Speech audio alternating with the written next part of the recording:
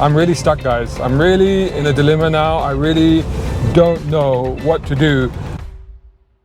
Hey guys, so the BCG BMW, the 1989 BMW 325i in black coupe, two-door.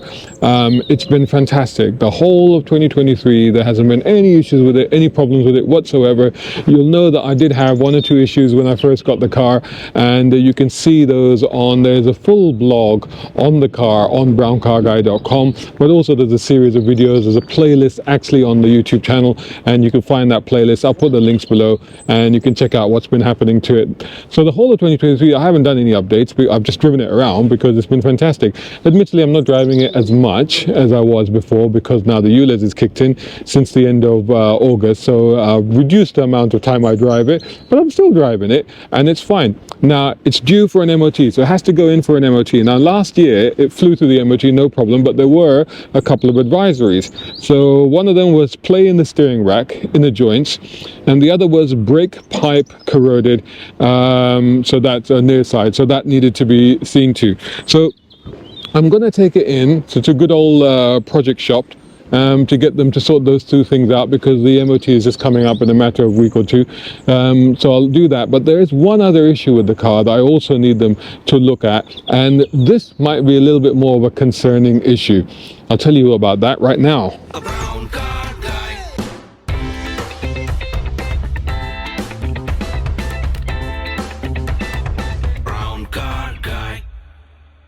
Right, so once or twice over the year I have found the footwells in the driver's and passenger side to be slightly damp, slightly wet, particularly on this side, particularly over here in this corner over here. So I started to look online as to what that might be about. So I checked the drains and the sunroof, they were fine. If you followed before, I did used to have some water coming into the boot. I think it's still getting there. I need to have another look at that. But at the time it was just a seal around the aerial, and I replaced that and it was fine. Although lately I have seen, but you know, we've had a lot of rain here. I normally keep it under a cover, but even then. So if you look online and you look about this sort of thing, and then this comes up in discussion quite a bit. And BMW E30 owners will probably recognize this. And if you look at the shape of it, funnily enough, it's called the elephant trunk. So where does this go? So this thing, this is the engine. So this thing actually lives in here. So there's a little hole there and it fits into there, right there. So I guess the idea of this thing is that particularly I guess the water that's coming in through these drains here into the bulkhead then exit out of here and then go straight down. I think that's what that was for. So in the stuff I read online, it said basically to pull that off and to basically see if anything was blocking that area. So I did that, and sure enough, there were stones, there were pebbles, there was leaves, there was all kind of gunk that was in there. And I pulled that all out and I cleared that hole. And I think to an extent I did actually solve the problem. However, the problem was that then I couldn't get this back on to where it's supposed to go.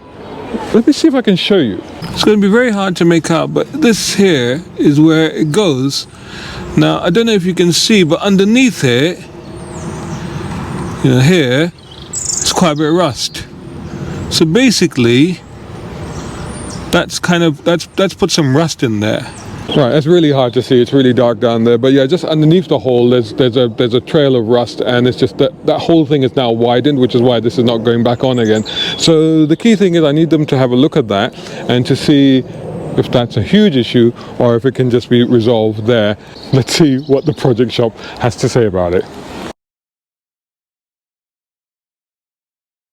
Okay, here we are with our BMW E30 325i. Just got a few issues on various brake pipes and petrol pipes to have a look at. So we'll just show you the worst bits. We've got our fuel pipe running here. Got a lot of surface corrosion along here. And where it has probably sat in a clip, that goes from front to rear, so I'm going to have to replace that in one go. Brake pipe, as it disappears, if I can find it, just underneath here, if the camera will focus on it, is quite rusty. This pipe unfortunately disappears behind the fuel tank to go across to the other side of the car. And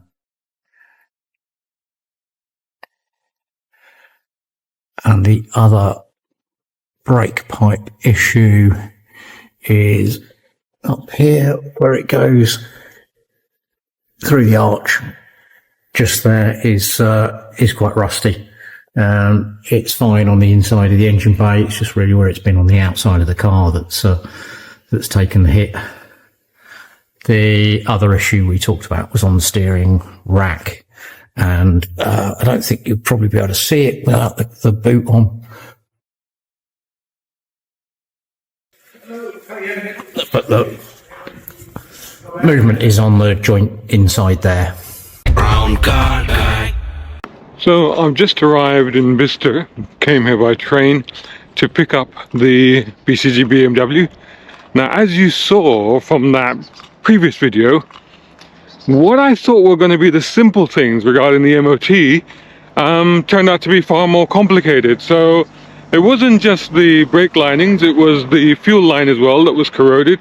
And because of the way that it's laid out and the in and out of it, replacing it turned out to be a far more complex job than I could have imagined. So that was a lot more than I expected. And then the other thing is about the play in the steering. I mean, honestly, I just thought that was like get in there, tighten a few joints, and, you know, jobs are good on, it's done. But no, it had to be more complicated than that. So those things are done. So I'm going there, so it's got the MOT and stuff, so that's sorted. But there's more bad news. And I'll tell you about that when I get there. Hi guys, so I'm here with Steve Clark of the Project Shop. Hi Steve. Hi Chaz, hi guys.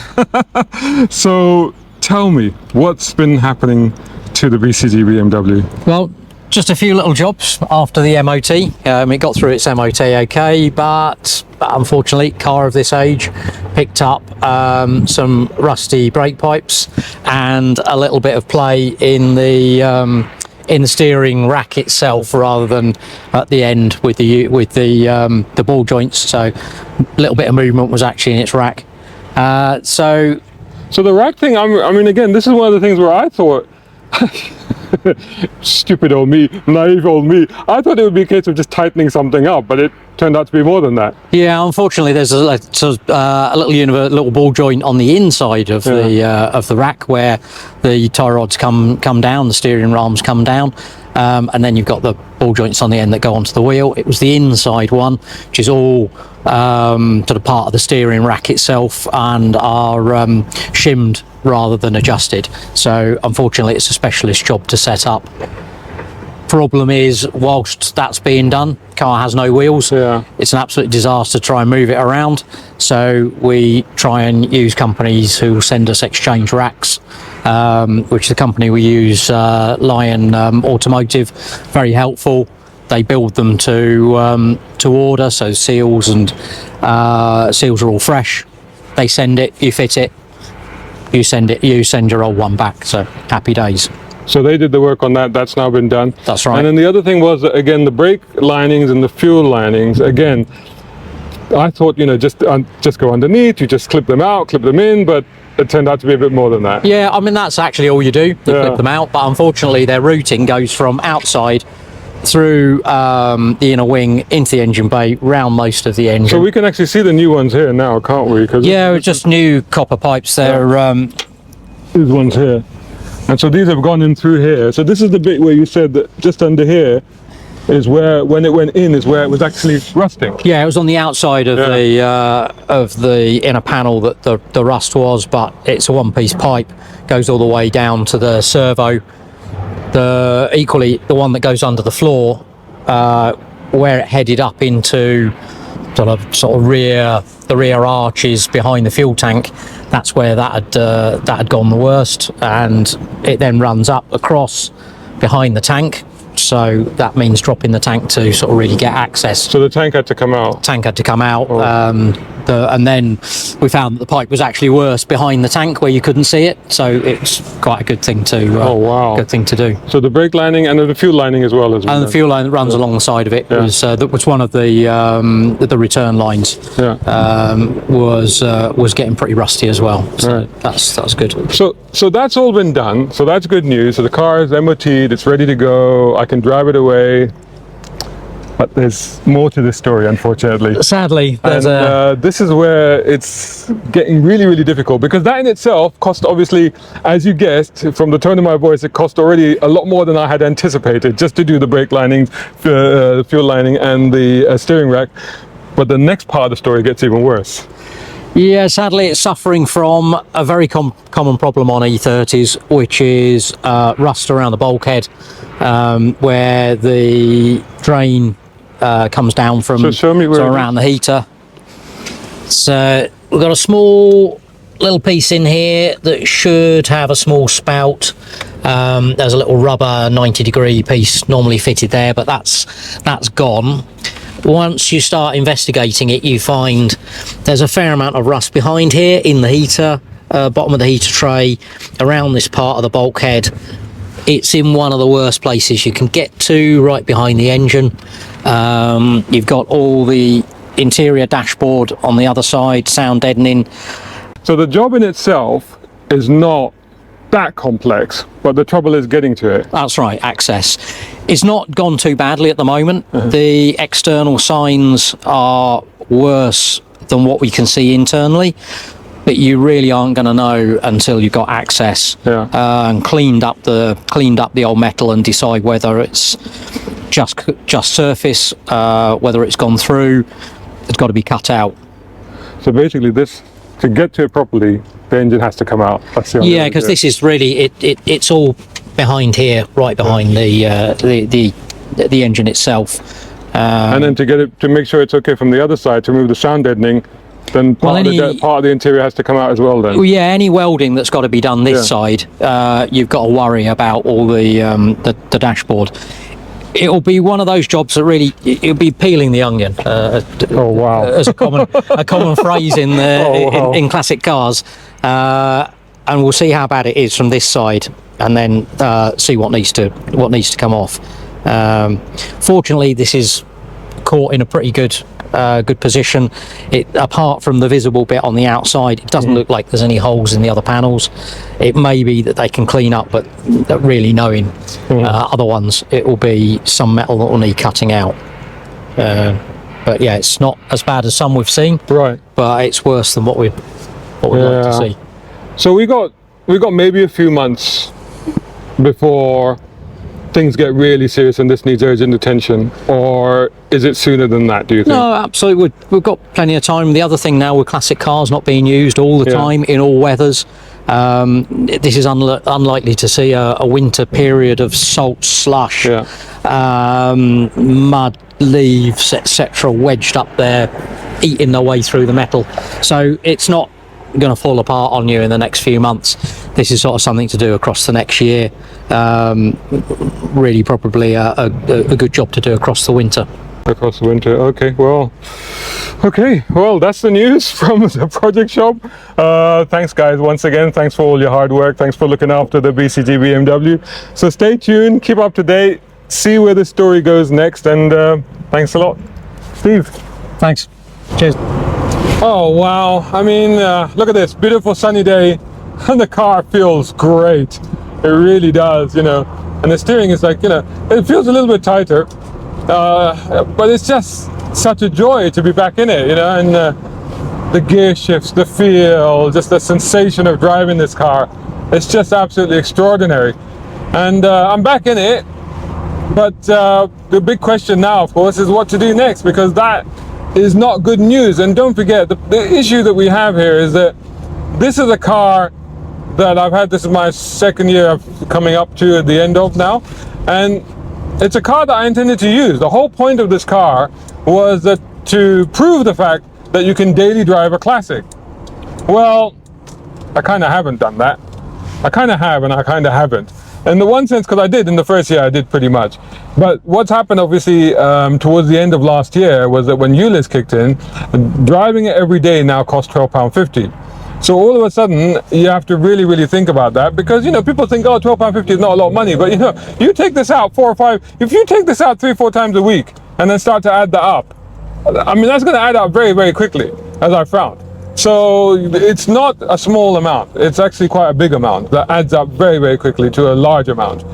And so that fundamentally puts a dampener on the whole aspect of owning and driving a modern classic. Obviously, like for those people that say, oh, but classic cars exempt. Yes, classic cars older than 40 years, has to be older than 40 years are exempt. But I think that all of us people that are car people know that classics are not just older than 40 years.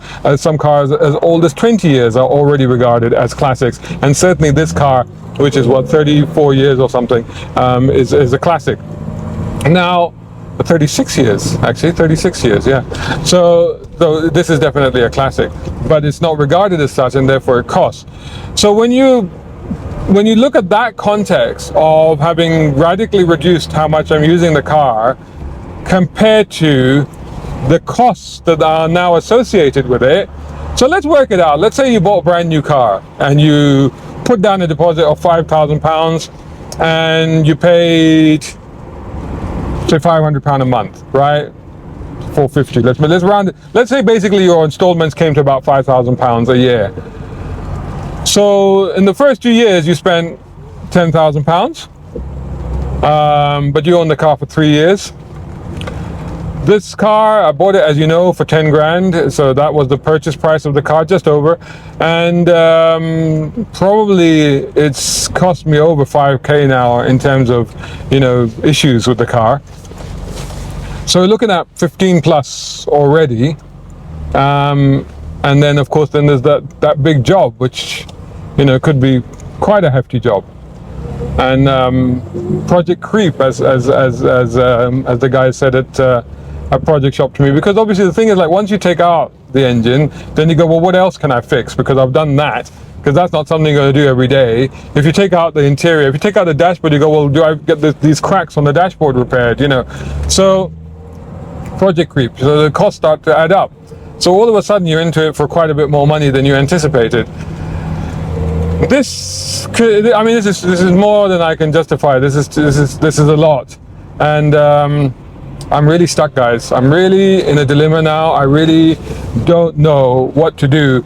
I mean, again, speaking to Steve there and saying, you know, this car, this is a special thing.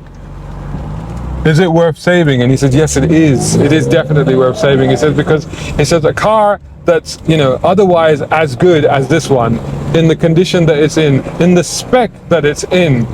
And, you know, because this is a standard spec car, it's never been tampered with, there's no modifications to it, it's completely stock, it's a good spec with the leather seats and everything, it's the SE model, it's the 325i engine. It's a car that is worth saving. It's an important part of the history of the E30. So, but am I going to be the one to do that? I want to hear your comments, guys. I want to hear from you. I want to know what you think, where the next part of this story goes. In the meantime, I'm just going to enjoy this drive home. Brown car guy. Hope you enjoyed that video. If you did, please hit the like button and share this video as well if you can. And while you're at it, check out these guys who also sponsor my content. I am deeply grateful to them because it helps me to buy new equipment, put fuel in the cars, and yes, buy a cup of coffee. You can do the same. Just go here or right here on YouTube. Just hit these 3 little dots down here and click on thanks. Make sure you're signed in first. My content is free, but this is how you can help me keep it that way. I may even send you a gift. Oh, by the way, watch this next.